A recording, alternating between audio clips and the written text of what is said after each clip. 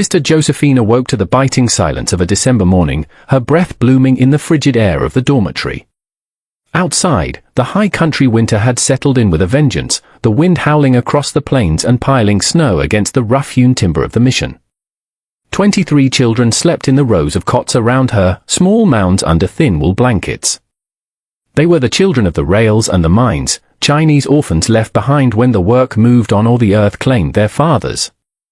Sister Josephine pulled her shawl tight, dread settling in her stomach. Today was Christmas Eve, and the larder was nearly bare. She had prayed for a miracle until her knees bruised the floorboards. None had come. Rising silently, she descended the narrow stairs to the kitchen. It held only the stark markers of poverty, a half sack of flour, some lard, and potatoes that had seen better days. It was not the makings of a celebration, it was the geography of shame. How did one explain to children, already discarded by a harsh world, that even God's provision had limits? She lit the lantern and opened the back door, intending to chip ice from the water barrel. The wagon stood there like an apparition in the swirling snow. Sister Josephine froze, the lantern light swaying, certain the altitude and hunger were deceiving her. But the biting wind carried the scent of cured meat and sweet apples. Frost glittered on burlap sacks, dusting the wagon bed like diamond dust. Her hand trembled as she stepped off the porch, her boots crunching into the fresh drift. It was real. There were 50-pound sacks of white rice, a luxury they hadn't seen in months. There were dressed geese, cold and heavy. Crates of root vegetables, jars of honey that caught the lantern light like liquid amber, apples wrapped individually in newspaper, and a small sack of hard candies. There was no note, no signature, just sudden, overwhelming abundance where desperation had stood only moments before. Sister Josephine gripped the side of the wagon, the rough wood grounding her. Tears came hot and fast, freezing on her cheeks. Someone had seen them.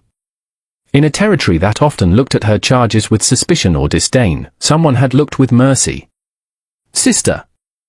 She turned to find little Lynn standing in the doorway, her nightgown fluttering in the draft. Soon others appeared, drawn by the cold air and the strange energy. 23 pairs of dark eyes went wide with wonder. "Who brought it?" asked Chen, the oldest boy at 12, his voice cracking with sleep. "An angel," Lynn whispered. Sister Josephine wiped her face and examined the wagon. It was of fine construction, with iron-banded wheels and specific joinery she recognized from the heavy transport used by the wealthy cattle barons. The tracks in the snow led northeast, toward the jagged peaks where the massive ranches dominated the valleys. "Angels sometimes wear boots and drive wagons," she said softly, helping Lynn down the steps. "And I intend to find this one." The children gathered around the provisions, touching the sacks of rice reverently. Sister Josephine let them marvel while her mind worked. Someone in this valley possessed enough wealth to give this generously, and enough sorrow to do it in the dead of night. She would find them. She would offer proper thanks. And perhaps, if Providence allowed, she might heal whatever wound made a soul hide such kindness in the dark. After a modest but joyful Christmas dinner, the laughter of the children still echoing in the drafty hall, Sister Josephine borrowed the mission's mule and small cart. She drove to the settlement of Granite Creek. The list of provisions sat folded in her pocket, every item memorized. Abernathy's general store smelled of coffee beans, leather, and wood smoke. Mr. Abernathy looked up from his ledger as the bell chimed, surprise registering on his face. "Sister Josephine. The roads are treacherous. I didn't expect to see you." "I need information, Mr. Abernathy, not supplies." She approached the counter and smoothed out her list. "Someone purchased these items recently. 50 pounds of rice, dressed geese, preserves, peppermint candies. I need to know who." Abernathy's face shifted. Recognition was followed quickly by discomfort. He glanced toward the frosted window. "That is a mighty specific order. It went out to the mission of the Sacred Heart yesterday. No name attached. I cannot accept such charity without offering gratitude," she said, her voice gentle but unyielding. The storekeeper sighed, removing his spectacles. "That would be Blackwood's order. Thomas Blackwood." But sister, he doesn't welcome visitors. The rancher, she knew the name, everyone did.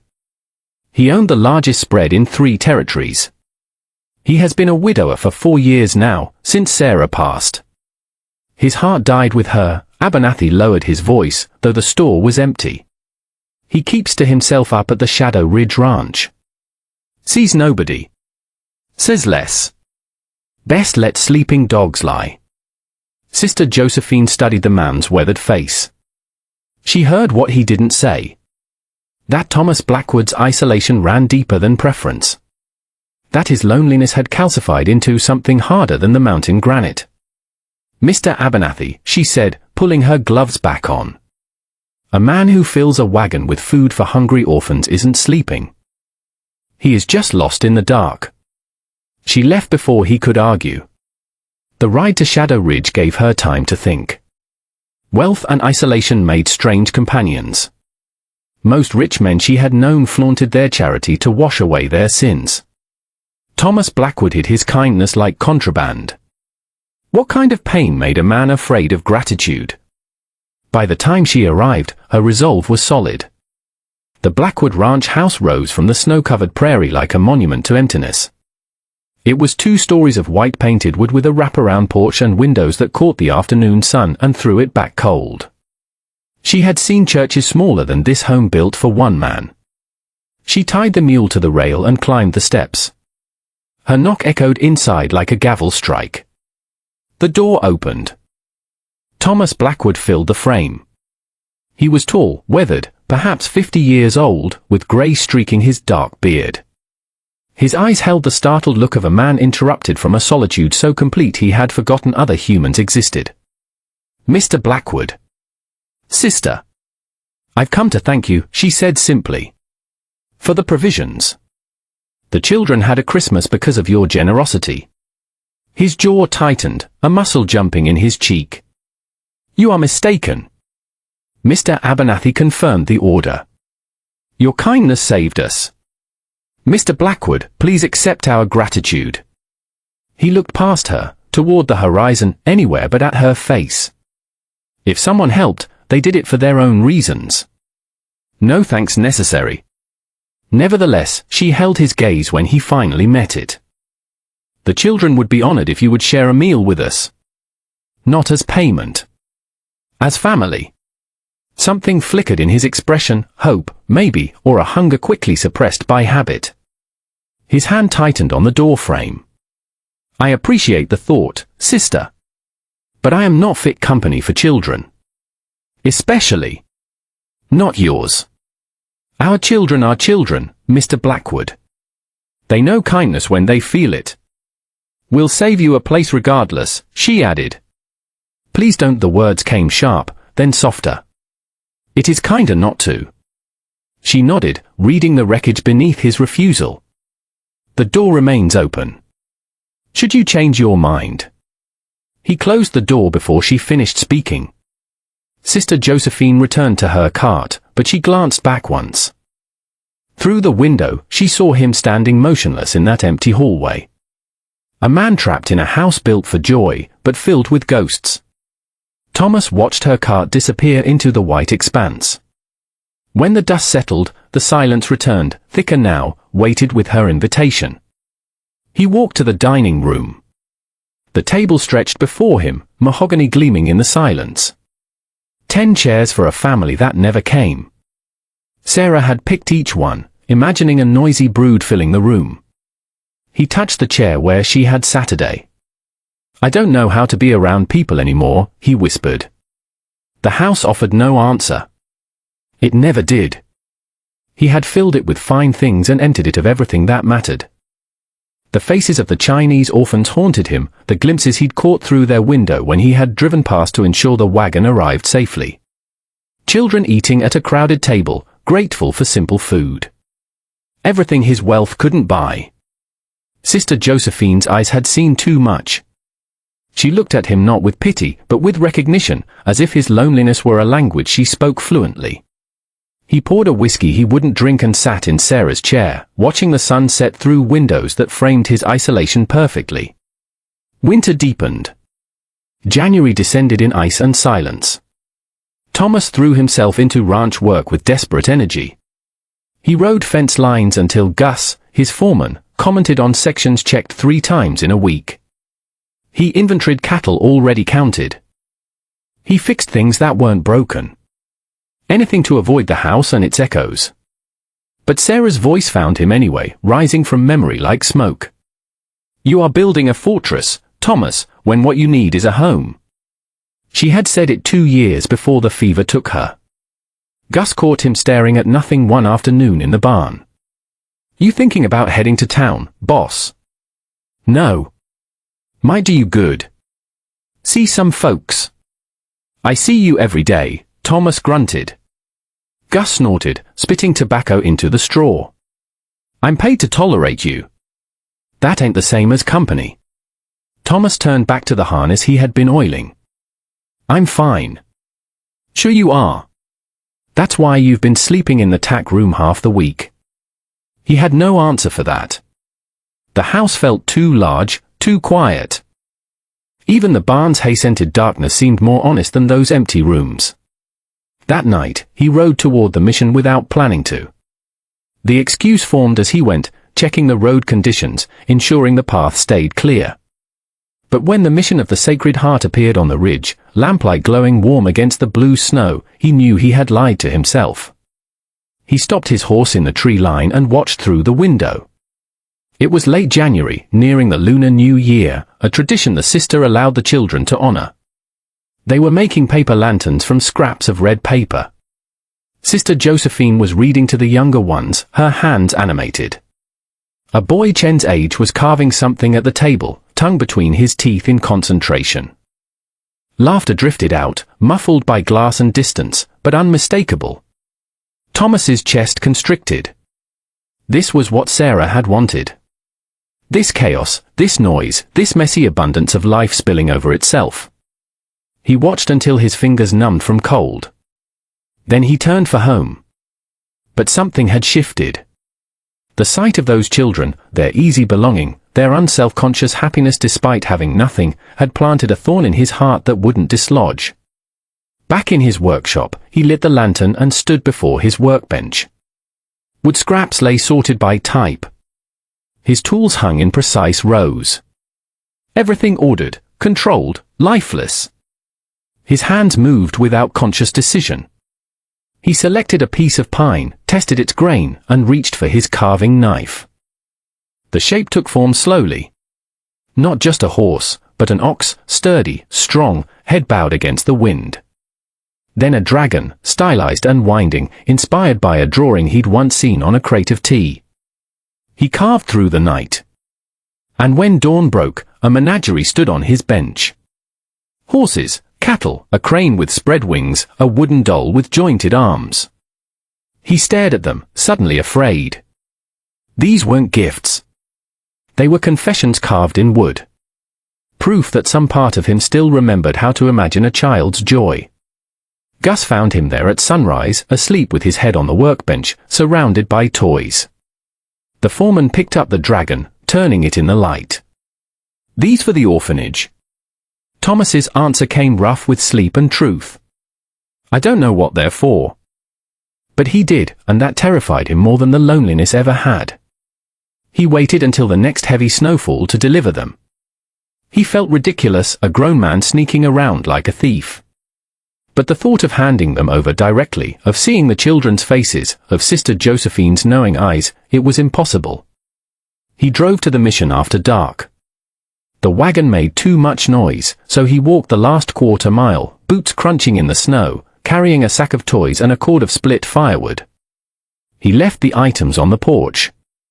He should leave. He knew he should leave. Instead, he moved to the window. The children were gathered around an old piano. Sister Josephine played, half the keys sticking, but they sang anyway. Lynn's voice rose clear and sweet. Chen helped a younger boy find his place in the songbook. Everyone belonged. Everyone fit. Thomas pressed his palm against the cold glass, separated by inches and miles. Sister Josephine's eyes lifted for a heartbeat. He thought she saw him, but she looked through the window at the darkness beyond, and her expression softened into something like prayer. He stumbled back, heart racing. Get out. Go home. Stop this. But his feet wouldn't move until the last song faded and the lamps began to dim. The next morning, Sister Josephine found the gifts. She sat on the porch step, examining each carved animal with careful hands. The detail astonished her. Every animal had a different stance. The dragon had individual scales. These weren't just carved, they were loved into existence. The children erupted in joy when she brought them inside. Chen claimed the dragon, running his thumb over the spine.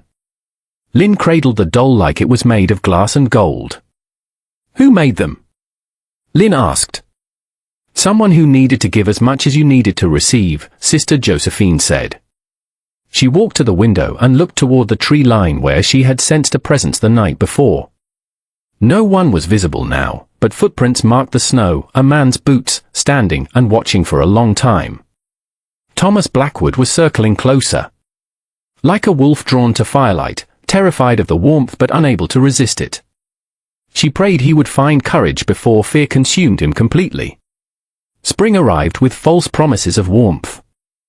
Snow melted into mud that sucked at wagon wheels and turned roads into rivers.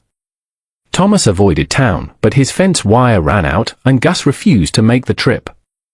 You got legs, you go, Gus had said. So Thomas rode to Granite Creek, arriving early to avoid crowds. He failed. Sister Josephine stood outside the mercantile, speaking with the Reverend. She saw him immediately, her face lighting with a surprised pleasure that made him want to spur his horse and run. Mr. Blackwood, she crossed the muddy street, the hem of her habit already soiled. Sister, he tipped his hat, keeping his hand on the reins. The children still play with those beautiful toys. Chen is quite convinced he will be a ranch hand now. He has named all the wooden horses. Thomas's throat tightened. Good. We missed you at the New Year feast. I sent regrets.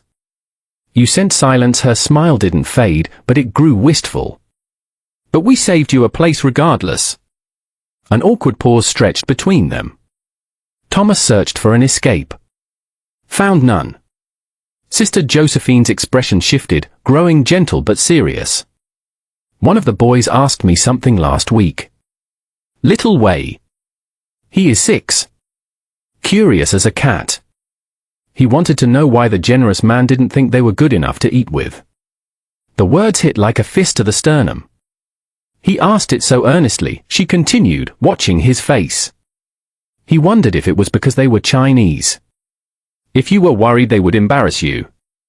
Thomas couldn't breathe. The street tilted. I assured him that was not the case, Sister Josephine said softly. But children take things to heart, Mr. Blackwood. They interpret our actions through their own understanding. I never meant. His voice broke. He coughed, tried again. That wasn't my intention. I know. But intention and impact don't always align. She touched his horse's neck, kind even in confrontation. The door remains open. Should you find your courage? He managed a nod, touched his hat brim, and rode away with something dying in his chest. Back at the ranch, he went straight to the barn. Gus took one look at his face and made himself scarce. Thomas leaned against a stall, breathing hard.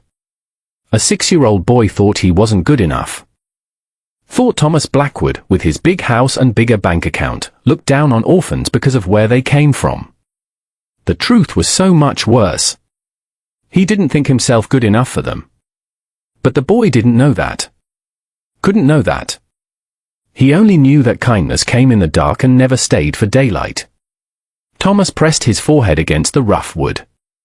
His hands shook. I'm sorry, he whispered to the absent children. I'm so goddamn sorry.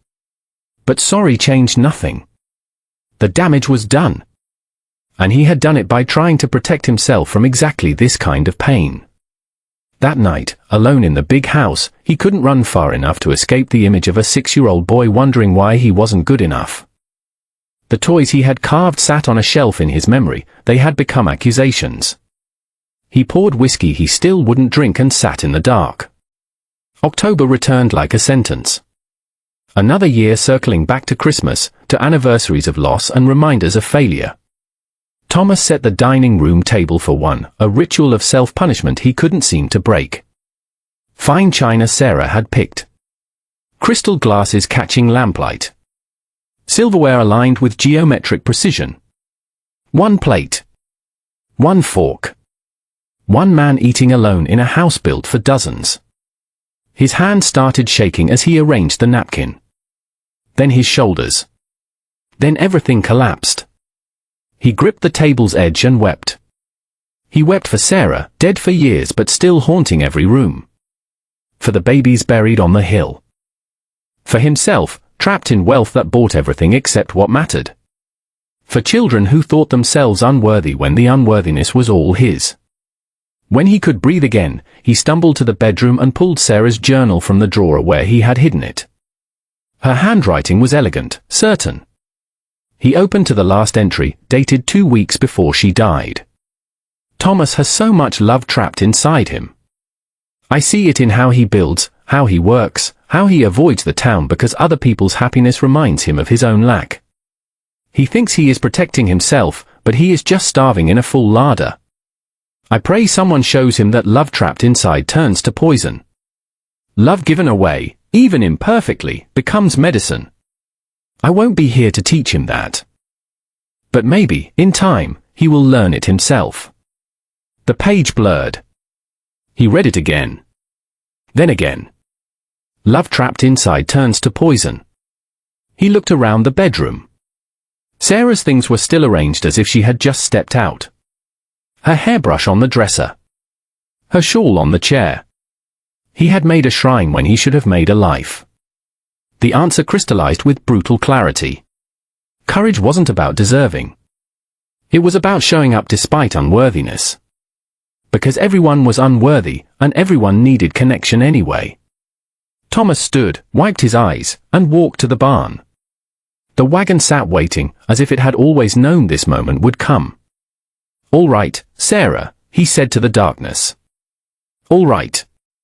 He began loading supplies for Christmas. But this time, he would deliver them himself. This time, he would stay. Christmas morning broke cold and clear, the sky a piercing blue over the white mountains. Thomas drove the loaded wagon toward the mission with hands that wouldn't stop trembling. Every instinct screamed to turn back. His heart hammered against his ribs like a trapped bird. The mission appeared over the rise.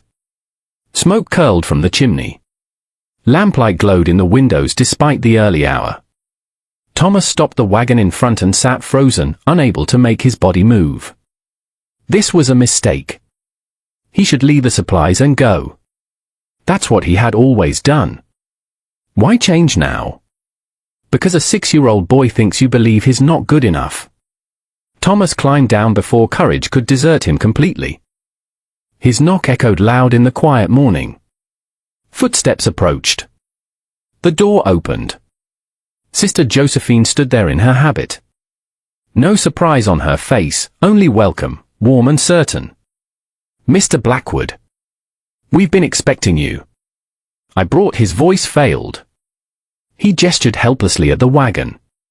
"I see. Come in, please. The children are just waking." She stepped aside. Thomas crossed the threshold into warmth and the smell of tea and pine. His heart felt like it might explode. Children began appearing, rubbing sleep from their eyes. Curious and cautious. Lynn saw him first. Her face lit up, then shadowed with uncertainty. "You came," Chen said, older and more guarded. "I did." Thomas cleared his throat. "I brought Christmas dinner. Thought maybe I could help unload it." "We would be grateful for the help," Sister Josephine said. "Children, come greet Mr. Blackwood properly." They surrounded him shyly. He didn't know where to look, what to do with his hands. He had faced down stampedes with less terror.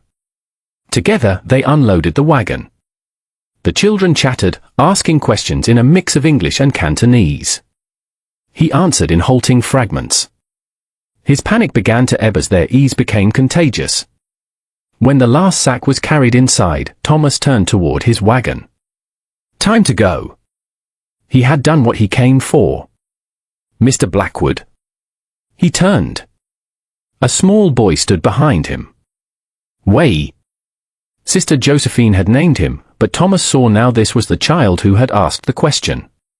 He couldn't have been more than 6. Will you stay this time?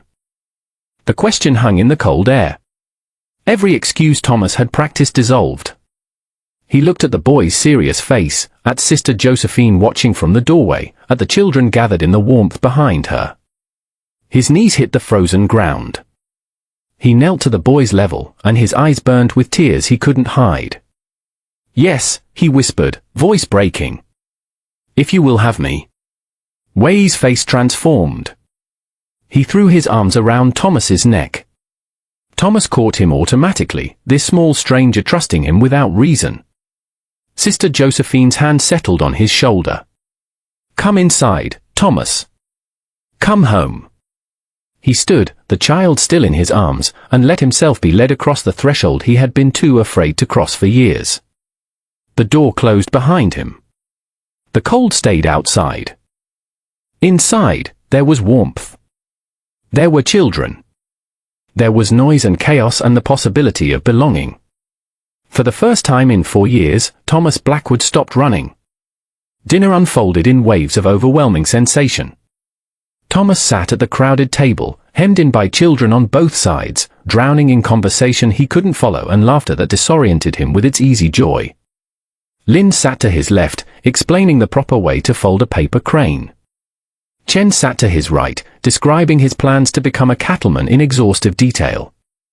Across the table, Sister Josephine caught his eye and smiled, not with pity, but with understanding. Mr. Blackwood. Wei asked from down the table. Do you got cows? I do. About 2,000 head. The boy's eyes widened. That's a lot of cows. It is. Do they got names? No. Too many to name. I'd name them all, Wei announced with absolute certainty. The other children laughed, and Thomas found himself smiling, rusty, uncertain, but genuine.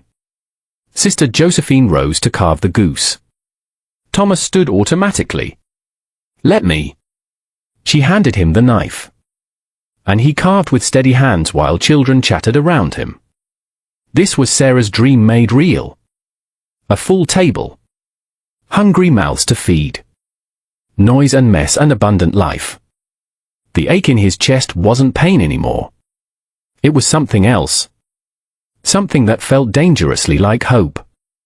After dinner, the children showed him their dormitory. Lynn pointed out the doll he had carved, now named Sarah after he had mentioned his wife's name. Chen's wooden animal stood in careful formation on his bedside table. I carved them, Thomas said quietly. We know, Chen said. Sister Josephine told us after a while. Said you were shy. Shy. As if fear and grief were just bashfulness. Thank you, Lynn said, hugging the doll. She's my favorite thing. Thomas had to look away. He had given so little, really. Wood and time. But to them, it meant everything. The weeks that followed established a new rhythm. Thomas came every Sunday. He taught the older boys how to mend fences and rope. He taught the girls how to track animals in the snow. Sister Josephine observed his slow thawing, how he learned names and remembered preferences, how his laughter came easier each visit. By spring, Chen and another older boy were working at his ranch on weekends under Gus's supervision. Thomas found himself keeping the bunkhouse ready, the table set for company. The big house no longer echoed quite so emptily. One Sunday in April, Sister Josephine walked with him to his wagon as he prepared to leave. You've given them so much, she said. Hope, purpose, a future beyond these walls. They've given me more. His voice held conviction now, not hesitation. They gave me a reason to come home. And have you? Come home. Thomas looked back at the mission, where children waved from windows. Then at his ranch in the distance, where doors stood open and life had begun to return. "I'm learning," he said. "It's hard, remembering how to live instead of just existing. The best things usually are." He climbed into the wagon, then paused. "Sister. Thank you. For not giving up. I never give up on people who are already trying, Thomas. I just wait for them to see what I see."